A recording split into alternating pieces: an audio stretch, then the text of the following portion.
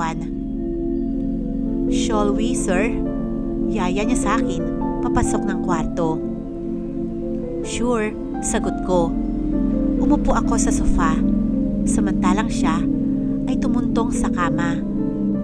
"Pasensya na kayo, sir, kung hindi ko kayo nabigyan ng service ng maayos last time. Gipit tayo sa oras eh.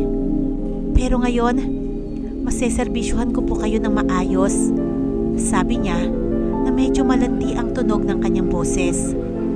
Ang akin naman ay unti-unting nakakaramdam ng kakaiba.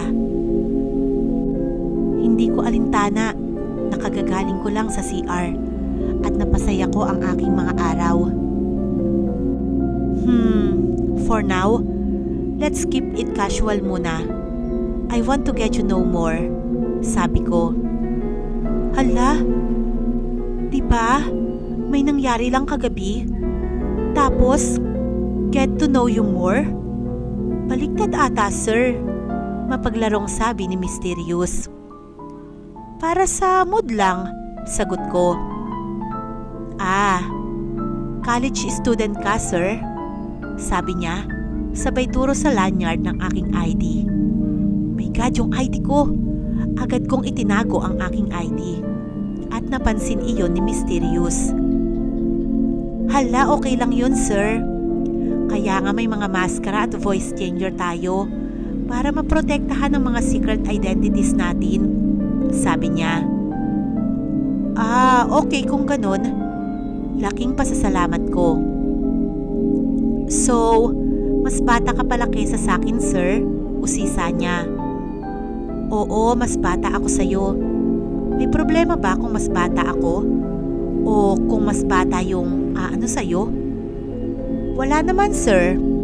As long as kasing gwapo mo at kasing ganda ng katawan mo, kahit na nga hindi ko nakikita yung mukha mo, masasabi kong gwapo ka," mapaglarong sagot ni Mysterious. "Ah, on that note, ilan na nga ba ang naserbisyuhan mo?" tanong ko. Let's see, sir. 5, sagot niya. "Ah, totoo ba? Medyo marami-rami na rin yung 5 ha."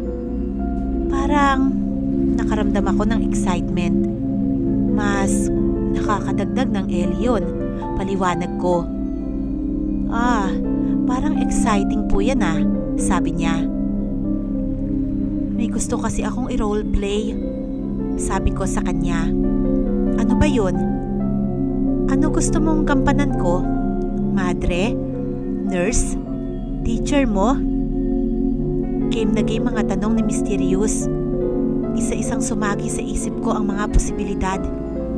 Hindi ko pa nasubukan ito sa mga naging dating GF ko.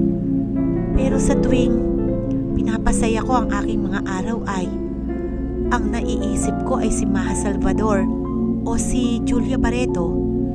Pero iba ang nananaig sa isip at sa aking katawan. Hindi ko maalis sa isip ang aking ate. Napagpasyahan ko at sinabing, gusto ko kunwari ate kita." Sure," sagot niya.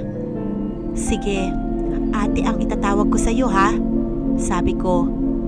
"At ano naman ang itatawag ko sa'yo?" tanong niya. Bigla akong natigilan. Bigla akong nakatitig sa bandang balikat niya. Nandun pa rin yung pulang marka na ibinigay ko sa kanya. Kaparehong kapareho nito ang pulang marka sa balikat ni Ate Renalyn. Pau na lang, itawag mo sa akin," sagot ko. Parang natulala si Mysterious. Pero biglang sabing, "Sige, Pau. Gawin mo lahat kay ate, please." Agad akong nakaramdam ng kakaiba sa pagkasabing yun ni ate. Pagkatapos nun, ay inumpisahan ko na ang aking gagawin. Lahat ng aking nalalaman ay ginawa ko sa babaeng ito. Pinagbutihan ko ang ginawa ko sa kanya na hindi niya makakalimutan. At doon, nangyari na nga ang dapat mangyari sa aming dalawa. Bigla akong napaisip, Paano kaya kung si ate yon? Ano kaya ang mangyayari? Bigla kong nahagip ng sulyap ang batok ni Mysterious. Medyo madilim, pero gusto kong i-confirm kung totoo nga ang hinala ko. Inilapit ko ang aking mukha sa batok ni Mysterious na aktong hahalikan ang kanyang batok. Ihinawi ko ang kanyang buhok at kitang-kita ko ang hugis S na birthmark. My God, si Ate Renalyn nga ito. Ano? May nangyari sa amin ng ate ko? Oy, ano na, Pao? Bakit tinitingnan mo yung batok ko? Wala ate. Gusto mo ulitin ko? Oo, Pao. Gawin mo lahat kay ate. Sige na. Nagugustuhan ko naman yung ginagawa mo eh. Sagot ni ate sa akin. At doon, inulit ko ang lahat ng ginawa ko sa kanya. Nang matapos ang lahat at humupa ang aming nararamdaman, tila parehas kaming binuhusan ng malamig na tubig at doon namin napagtanto ang aming mga ginawa sa isa't isa. Matagal kaming hindi nag-imikan. Nagsuot na kami ng aming mga damit. Hindi pa rin kami makapag-eye contact. Magsasalita na sana ako para mag-break ang awkward moment nang biglang, mauuna muna akong umuwi. Sunod ka na lang after 1 hour, sabi ni Ate Renalyn. Sige po ate, sagot ko. Makalipas ang 1 oras ay umuwi na ako. Pagka-uwi ko, ay nandun na si Ate Renalyn sa may sala.